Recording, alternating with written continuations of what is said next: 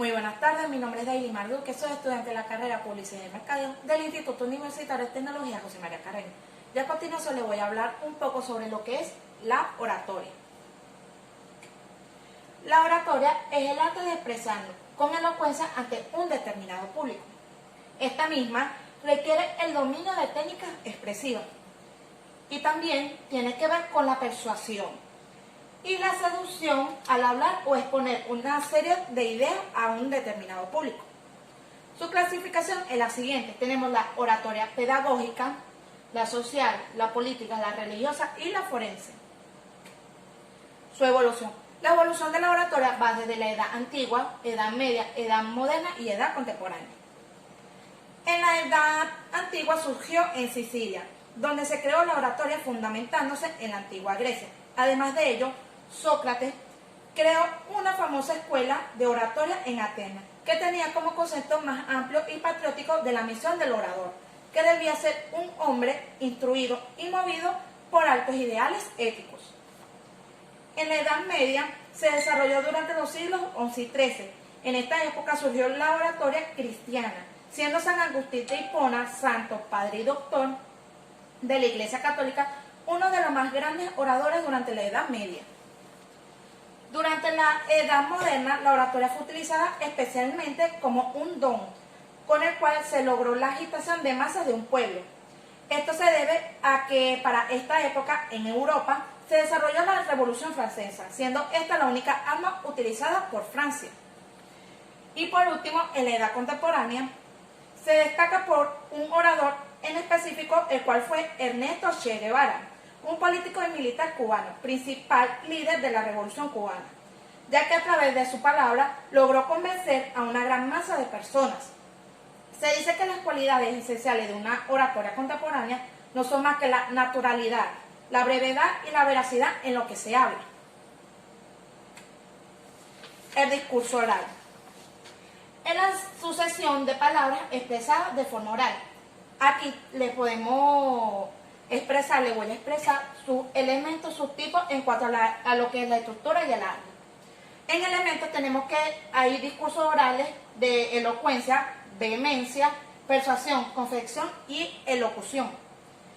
En la elocuencia tenemos que es la capacidad de expresarse en público de forma elegante y persuasiva.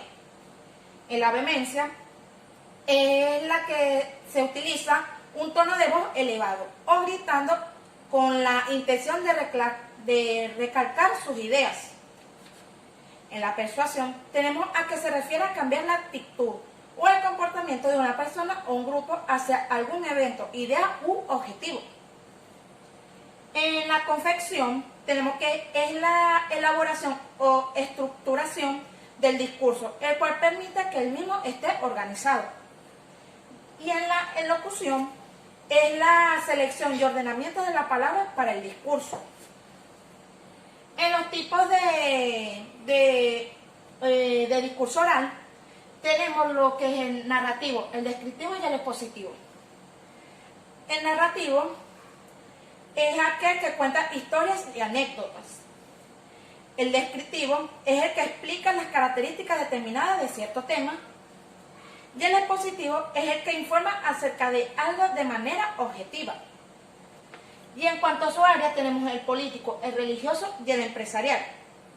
El político es aquel que busca convencer a una audiencia. El religioso es el que busca generar fidelidad. Y el empresarial es el que busca comunicar las decisiones, planes o proyectos. Ahora bien, tenemos lo que es la técnica oral. La técnica oral son las herramientas esenciales para el estudio de la comunicación oral. Tenemos sus elementos, los cuales son los siguientes: la voz, la dicción, la coherencia, la fluidez y la claridad. En la voz tenemos que es la imagen auditiva que tiene un gran impacto para el auditorio. En la dicción tenemos que es el hablante que debe tener un buen dominio del tema. En la coherencia tenemos que es la manera de expresarse de manera lógica o de forma lógica. En la fluidez tenemos que es la utilización de palabras en forma continua. Y la claridad es la forma de expresarse de manera precisa y certera. Ahora bien, tenemos lo que es los vicios de dicción. Los vicios de dicción son un empleo de construcciones gramaticales inadecuadas o expresiones que generan una interpretación incorrecta. Tenemos varios tipos de vicios de dicción, lo que son el vulgarismo, el barbarismo, la anfibiología, la monotonía y la ultracorrección. Tenemos que el vulgarismo son las palabras que la comunidad lingüística o parte de ella considera inapropiadas, obscenas, indecentes, deshonestas, injuriosas u ofensivas. El barbarismo es una incorrección que consiste en pronunciar o escribir mal las palabras o emplear vocablos inapropiados. La anfibiología es el empleo de frases o palabras con más de una interpretación. Y la monotonía es la utilización de palabras comunes. Ahora bien, tenemos lo que son las técnicas de respiración. Tenemos la respiración completa, la respiración abdominal y la respiración alterna. La respiración abdominal consiste en tomar aire profundamente por la nariz, mientras observamos con la mano colocada en el vientre que se alza. Esto se vuelve a repetir varias veces para tener un gran control de este tipo de respiración. En la respiración completa, tenemos que se colocan las manos con la respiración abdominal, que se colocan las manos como en la respiración abdominal. Se respira lentamente por la nariz, se lleva el aire hacia el abdomen, posteriormente a la zona de las costillas, intentando que ésta se expanda. Y por último, hacia la clavícula. Se retiene, se expulsa y se repite. Y la respiración alterna es en postura de meditación, o es postura de yoga como comúnmente se conoce. Se tapa con un pulgar con el pulgar derecho la fosa nasal derecha y se inhala lentamente y profundamente. La imagen personal y plástica elocutiva. Un factor muy importante que debe tener en cuenta el orador al momento de hablar en público es el debido cuidado de su imagen personal. ¿Qué quiere decir esto? Que no se puede ir a una conferencia o dar una exposición o una charla con un tipo de escote, con faldas muy cortas o vestidos muy cortos o pantalones cortos. La idea de la imagen al momento de hablar es de tener una imagen corporativa y profesional, que se muestre el profesionalismo de una persona o el profesionalismo de un estudiante, en este caso, que transmita como que esa imagen de seguridad y de profesionalismo que se va a hablar en la conferencia. Algunas de sus características son las siguientes. Tengan siempre, o recomendaciones mejor dicho, ten siempre una sonrisa y una mirada agradable. Camina firme y seguro y siempre luce una vestimenta formal y elegante como se mencionó anteriormente. Se establece a una imagen positiva cuando la persona tiene su esquema corporal bien presentada o bien integrada, es decir, una buena expresión corporal. Esto quiere decir que al momento de exponer o al momento de hablar o dar alguna charla hay que tener los tipos de movimientos corporales y verbales adecuados, porque yo puedo decir que la oratoria es tal y tal cosa, es la definición de esto y aquello. Con estos movimientos tan flojos, por así decirlo de una manera vulgar, la gente no me va a tomar en serio y va a decir que ella vino a dar esta charla de mala gana. En cambio, si yo pongo mi postura erguida, me pongo derecha, con las manos posicionadas, en tal caso que no tenga un material de apoyo, como en este caso, la puedo poner así, o la puedo poner así y dándole varios movimientos de tipo elegante, por así decirlo, y dándolo lentamente para señalar las partes que se están diciendo. La influencia del color. En el ámbito de la comunicación, el color puede considerarse uno de los aspectos de lo que se denomina el lenguaje no verbal. ¿Qué quiere decir esto? Que los colores transmiten un cierto mensaje al lector o a la persona que está viendo una charla o está viendo algún tipo de documento. Esto va de la mano con lo que es la psicología del color, que como le estoy diciendo ahorita, los colores tienen cada color tiene su significado. Por decir, como aquí a continuación, tenemos lo que es el azul, el gris y el rojo, como ejemplo. El azul es el que aporta credibilidad a nuestro discurso. O sea, es uno de los colores no tan llamativos, pero en esa misma forma llama la atención. En cambio, que con el color gris es considerado un color de elegancia y sobriedad, y es uno de los colores más oscuros de lo que es la influencia de color o psicología del color.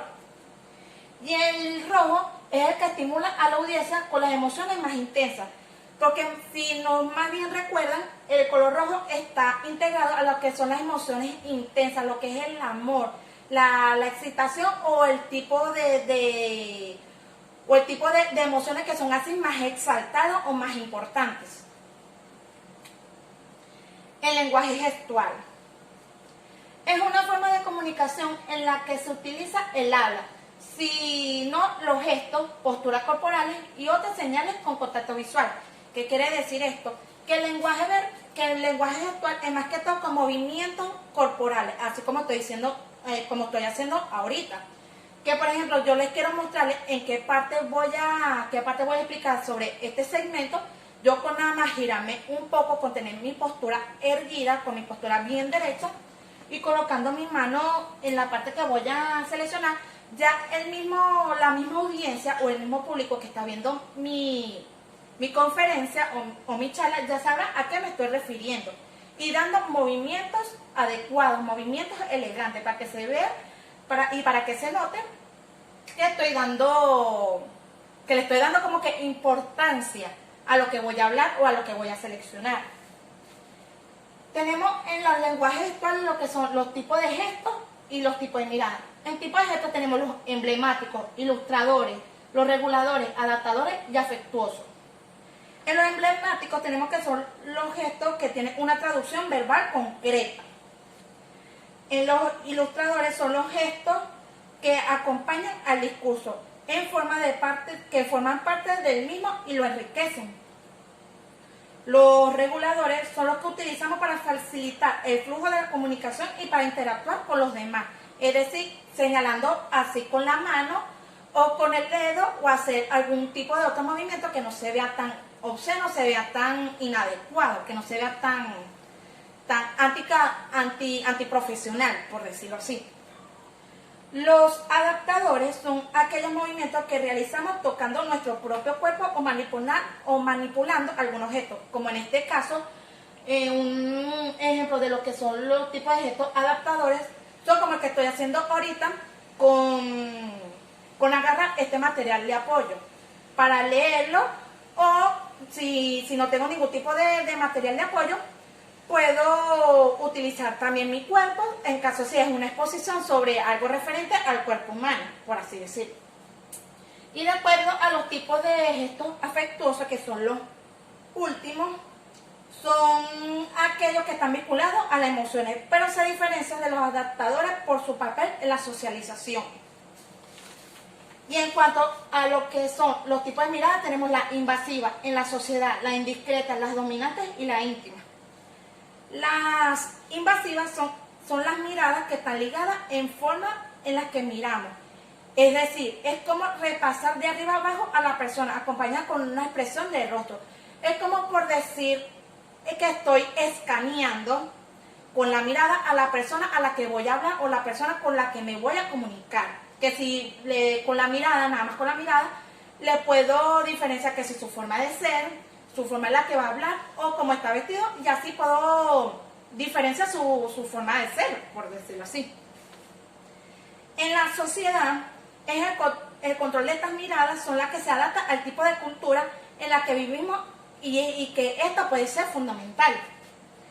Las dominantes son las formas de mirar que son diferentes según el poder o el objetivo. Por ejemplo, si yo voy a mirar a mi jefe de trabajo y por decir algo, yo le voy a solicitarle un aumento de salario, yo no lo voy a mirarlo así con una cara de intimidad o de asustado. Yo lo que lo voy a dejar ver con una cara de seriedad, de que yo tengo una postura recta, o sea, de que tengo una postura profesional y que le voy a hablar con profesionalismo y otra vez seriedad para hablar sobre un tema que es muy importante.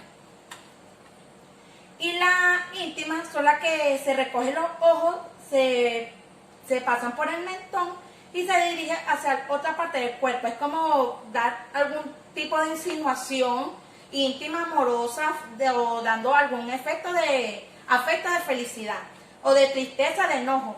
Por decir algo, si yo voy a enamorar a una persona con la mirada, por ejemplo, como un ejemplo de las miradas íntimas, le voy a ver así, recogiendo un poco el hombro, repasándolo un poco así por la barbilla como dicen, y subiendo un poco los ojos o bajando, dando como una mirada tierna.